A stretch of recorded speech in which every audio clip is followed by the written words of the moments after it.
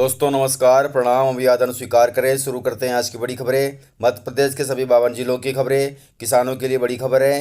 कृषि मंत्री ने लिया है बड़ा फैसला। वहीं कोरोना के नए वेरिएंट को लेकर सीएम शिवराज सिंह चौहान ने लिया है बड़ा फैसला। वहीं बिजली खपत को लेकर जारी हुए हैं सख्त आदेश। तो चलिए देखते हैं सारी खबरें विस्तार से।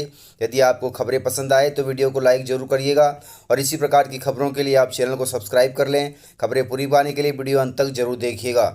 किसानों के लिए बड़ी खबर है। मध्य प्रदेश ने दिसंबर के लिए केंद्र सरकार से मांगा है 7 लाख टन यूरिया, ताकि किसानों को राहत मिल सके।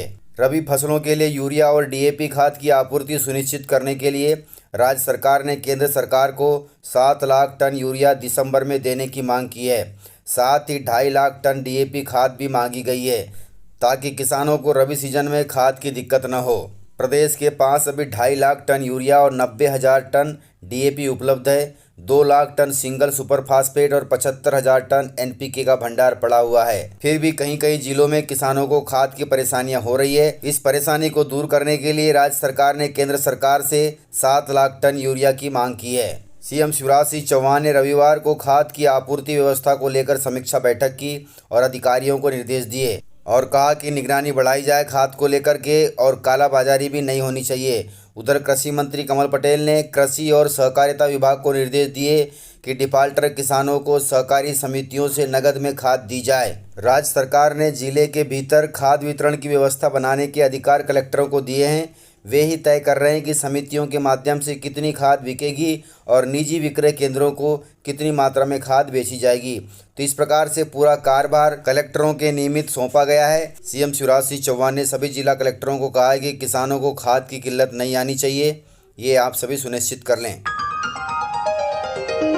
वहीं मध्य प्रदेश में फिर बदलेगा मौसम, बूंदाबांदी के आसार नजर आ रहे हैं। मौसम विभाग ने दी है जानकारी। मध्य प्रदेश का मौसम एक बार फिर बदलने वाला है। 2 दिन बाद बंगाल की खाड़ी और अरब सागर में बन रहे सिस्टम के चलते मौसम के मिजाज बदलने के संकेत मिल रहे हैं। इसके चलते कहीं कहीं बारिश और बादल भी छा सकते हैं। मौसम विभाग की माने तो 48 घंटे बाद अर्थात 29 और 30 नवंबर को बंगाल की खाड़ी और अरब सागर में फिर से कम दबाव के क्षेत्र बनने वाले हैं। इसमें 29 नवंबर को बंगाल की खाड़ी में अंडमान के आसपास एक कम दबाव का क्षेत्र और 30 नवंबर को अरब सागर में एक चक्रवात बनने जा रहा है, जिससे प्रदेश में मौसम बदल सकता है।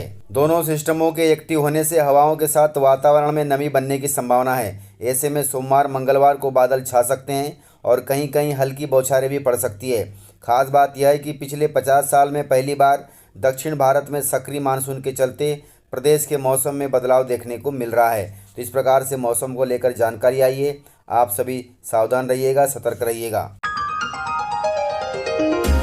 वहीं बिजली विभाग को लेकर बड़ी खबर है। मध्य प्रदेश के शासकीय कार्यालयों में बिजली के उपयोग के लिए गाइडलाइन जारी हुई है। आदेश जारी हो गए हैं। लिखित आदेश 26 नवंबर को जारी हुआ है। लिखित आदेश में कहा गया है कि समस्त शासकीय कार्यालयों में ऊर्जा खपत में कम से कम 10% विद्युत बचत होनी चाहिए। 10% की बचत कैसे की जाए, उसके लिए आदेश में पॉइंट जारी किए गए हैं। पहला पॉइंट है, कार्यालय में ज़रूरत न होने पर उपकरण को मुख्य स्विच से स्विच ऑफ करें।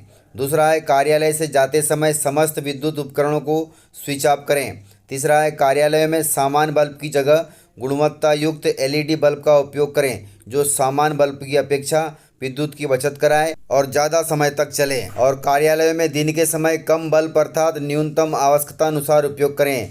वहीं कंप्यूटर में स्क्रीन सेवर का उपयोग न करते हुए स्क्रीन सेवर की जगह ब्लैक पर सेटिंग करें, जिससे बिजली की बचत हो। वहीं एसी को आदर्श तापमान पर सेटिंग करने की भी बात कही है इस पॉइंट में। यदि आवश्यक न हो तो एयर कंडीशन को चालू न करें। वहीं कंप्यूटर, मॉनिटर, प्रिंटर, कॉपीराइटर को स्लीप मोड में सेटिंग करें, जिससे विद्युत की बचत होगी। कार्यालय में पंखे को नियमित करने के लिए इलेक्ट्रॉनिक रेगुलेटर का उपयोग करें। तो इस प्रकार से ये सारे आदेश शासकीय अधिकारियों, शासकीय कार्यालयों के जारी हुए हैं, ताकि प्रदेश में शासकीय विभाग में भी बिजली की बचत हो सके। 10% बिजली बचत करने के लिए बात कही गई है। राज्य शासन ने सभी जिला कलेक्टरों को यह आदेश जारी कर दिया है। वहीं कोरोना के नए वेरिएंट को लेकर सीएम शिवराज सिंह चौहान ने प्रदेशवासियों के लिए बड़ा फैसला लिया है। तो चलिए सुनते हैं सीएम शिवराज सिंह चौहान का वह फैसला। कोरोना के नए वेरिएंट की विदेशों में फैलने की सूचना है। अभी तक भारत में नए वेरिएंट की उपस्थिति की कोई सूचना नहीं है, लेकिन सावधानियां अत्यंत जरूरी है। इसलिए आज ही हमने बैठक करके कुछ फैसले किए हैं। एक, हमने निर्देश दिए हैं कि दूसरे देशों से मध्य प्रदेश में आने वाले यात्रियों के संबंध में भारत सरकार के सर्विलांस के नियमों का कड़ाई से पालन किया जाए। 1 महीने में जितने भी लोग अंतर्राष्ट्रीय उड़ानों से यहाँ आए हैं, आगमन जिनका हुआ है, उनको चेक करना और अगर कोई पाया जाता है संदिग्ध तो उसको आइसोलेशन में रखना, उसकी आवश्यकता है, उसके निर्देश दिए हैं। जीनोम सीक्वेंसिंग के सैंपलों की भी हम संख्या बढ़ाएंगे ताकि अगर कहीं इस तरह की कोई स्थिति बने तो जानकारी का अभाव ना रहे। आज हमने निर्देश दिए हैं, जितनी आवश्यक दवाई हैं उनकी उपलब्धता सुनिश्चित कर ली जाए, चाहे वो रेमडेसिविर इंजेक्शंस हो, चाहे दूसरी दवाइयां हों अलग अलग तरह की, उसकी सबकी उपलब्धता सुनिश्चित करेंगे। ऑक्सीजन की लाइनों से लेके अस्पतालों की बाकी व्यवस्थाएं, ऑक्सीजन प्लांट्स जो हमने लगाए हैं उनको भी चला के देखने के हमने निर्देश दिए, क्योंकि कई जगह उसकी जरूरत पड़ ही नहीं रही थी आगे। इसलिए आवश्यक जितनी तैयारी है वो सारी तैयारियां अस्पतालों में दवाई के स्तर पर, फिर रोज जो टेस्ट होते हैं उसके स्तर पर अभी लगभग 58-60 हजार हो रहे हैं। हम उसकी संख्या और बढ़ाने का प्रयास कर रहे हैं। फिर भारत सरकार और WHO के निर्देशों का पूरी तरह से पालन करेंगे, उस दिशा में भी निर्देश दिए हैं, कार्रवाइयां हम करेंगे। एक जिसमें सबसे ज्यादा सावधानी की जरूरत है, हमारे 18 साल से कम उम्र के बच्चे, क्योंकि उनका टीकाकरण नहीं हुआ है और इसलिए हमने तय किया है तत्काल प्रभाव, मतलब कल से, आज तो रविवार है, स्कूल खुलेंगे, लेकिन स्कूल में बच्चों की संख्या 50% होगी। मतलब 6 दिन में से 3 दिन बच्चे पढ़ने स्कूल जाएंगे 50% कैपेसिटी के कारण। 50% एक दिन आएंगे, 50% दूसरे दिन आएंगे। उसके साथ ही स्कूलों को ऑनलाइन क्लासेज चालू करनी पड़ेगी ताकि विकल्प पालकों के पास रहे कि वो अगर बच्चों को स्कूल नहीं भेजना चाहते तो ऑनलाइन पढ़ाई हो जाए। इसलिए विकल्प सामने रहे। पेरेंट्स की इच्छा होगी तो ही बच्चे स्कूल जाएंगे, बिना पेरेंट्स की अनुमति के बच्चे स्कूल नहीं बुलाए जाएंगे। पेरेंट भेजेंगे भी नहीं, लेकिन हम उनकी अनुमति आवश्यक होगी। सेकेंड डोज टीके का लगभग हमारे यहां 62% को 62.5% लोगों को लग चुका है। रोज टीके लग रहे हैं, लेकिन 1 तारीख को हमारे टीकाकरण का फिर विशेष अभियान है, महाअभियान। सभी से मैं अपील करता हूं कि पूरी ताकत से जुट के जो शेष बचे हैं सेकंड डोज के लिए या फर्स्ट के लिए भी कोई शेष बच गया है तो उसका टीकाकरण पूरा हो जाए। 29 तारीख को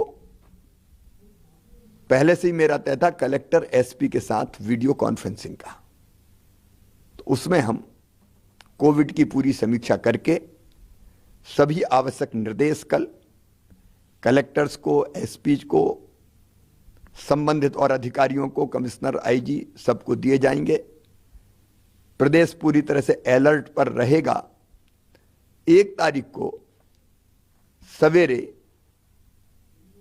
मैं 10 बजे क्राइसिस मैनेजमेंट कमेटियों से चर्चा करूंगा।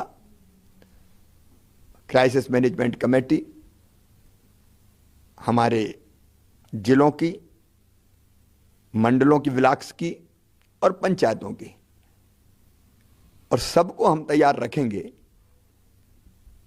कि अगर तीसरी लहर आती है तो उससे लड़ने के लिए हम कमर कस के तैयार रहें, क्योंकि बिना समाज के सहयोग के ये लड़ाई जीतना कठिन होता। पहले भी समाज के सहयोग से हम लोग जीते हैं।